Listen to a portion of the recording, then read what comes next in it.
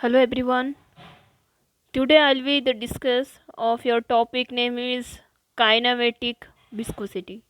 Previous year all are to be discussed what is the meaning of viscosity and what are the meaning of coefficient of viscosity. So viscosity also though are these are the two types. One is a dynamic viscosity and kinematic viscosity. So kinematic viscosity means what? First of all, it is defined as the ratio between dynamic viscosity and density of fluid. The meanings of kinematic viscosity is that it is the difference between, it is also ratio in between dynamic viscosity and density of fluid. That means viscosity by density. Viscosity is also, who is viscosity? Dynamic viscosity and density of a fluid. So it is a mathematically denoted by what symbol is your mu, and sorry nu. It is also symbolically denoted by nu, and nu equal to viscosity by density. Viscosity, that means dynamic viscosity by density of a fluid. Viscosity is equal to mu by rho. The unit of kinematic viscosity, how to know what are the unit of kinematic viscosity? Kinematic viscosity is also nu. Nu equal to unit of mu by unit of rho. Unit of mu, that means viscosity. Viscosity का जो हमारा formula है क्या है? Force into time by length square, and units of rho is your length of square into mass by length of cube. So force into time by length square जो हुआ, हमको वो लेंथ स्क्वायर इधर पे length cube, उसको हम दोनों को क्रश कर दिए. मतलब कट दिए. कट होने के बाद क्या रहा? Only mass by length. तो force into time by mass by length. So क्या होगा? हमारा मास ऊपर इधर आ जाएगा, तो mass into length by time square into time by mass of length.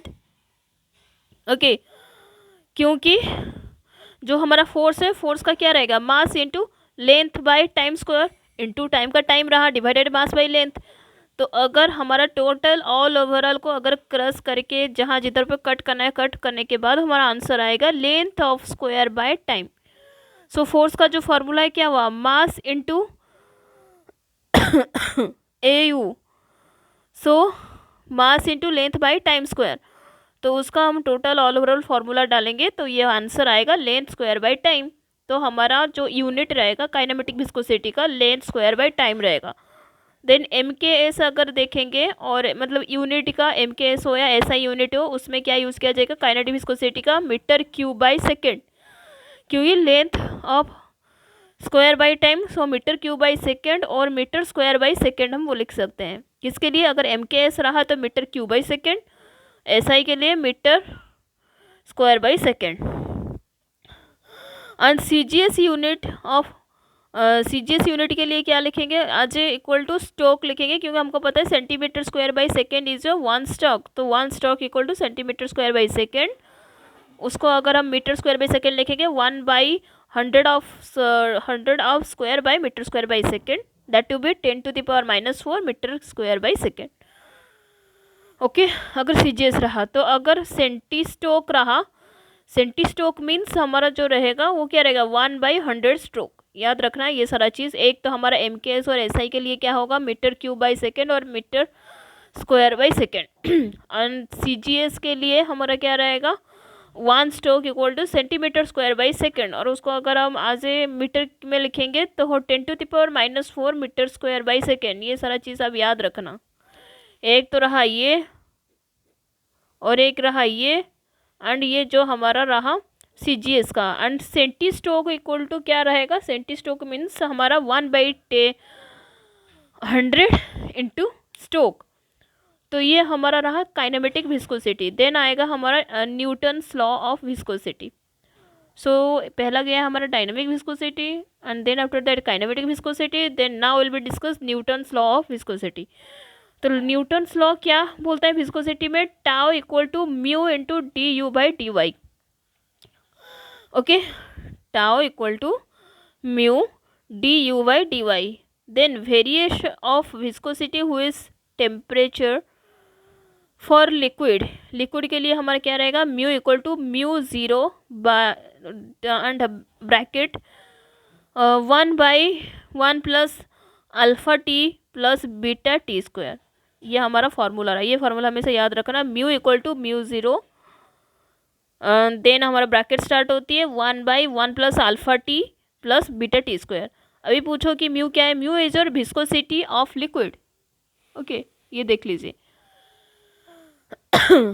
तो म्यू हमारा क्या रहा, viscosity of liquid at T degree temperature, मतलब t is a temperature degree Celsius in poise में।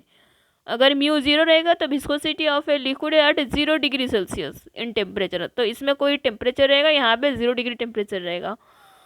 देन उसके बाद alpha and beta is a constant for a liquid, मतलब कुछ लिक्विड के लिए कांस्टेंट वैल्यू रहेगा हमारा अल्फा एंड बीटा।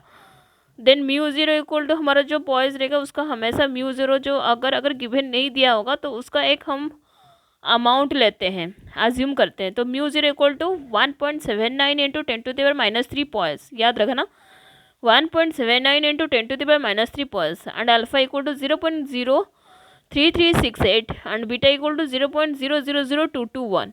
ये सारा चीज़ आप याद रखना ताकि आपको एग्ज़ाम के टाइम और जो भी एग्जाम्पल रहेगा उसके टाइम में आप लोगों को आसानी हो सके, right.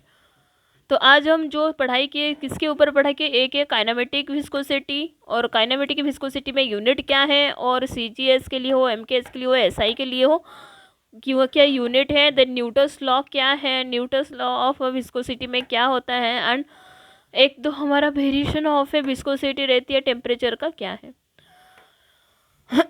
So thank you so much. अगर आप लोगों को मेरे बोलने का तरीका थोड़ा सा प्रॉब्लम होती है कि प्रॉब्लम हो रहा है तो प्लीज़ आप लोग कमेंट में बता देना, मैं नेक्स्ट इस चीज़ को और एक बार रिपीट कर दूंगी।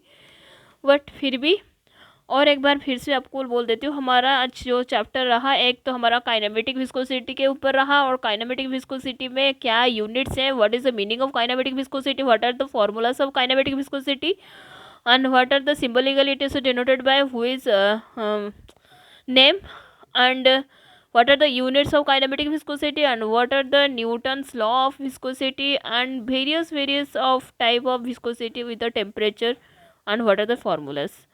ये आज हम पढ़ें, ये सारा चीज़ क्वेश्चन में आ सकती है आप लोगों को। तो please all of you be carefully learn this subject. Thank you so much.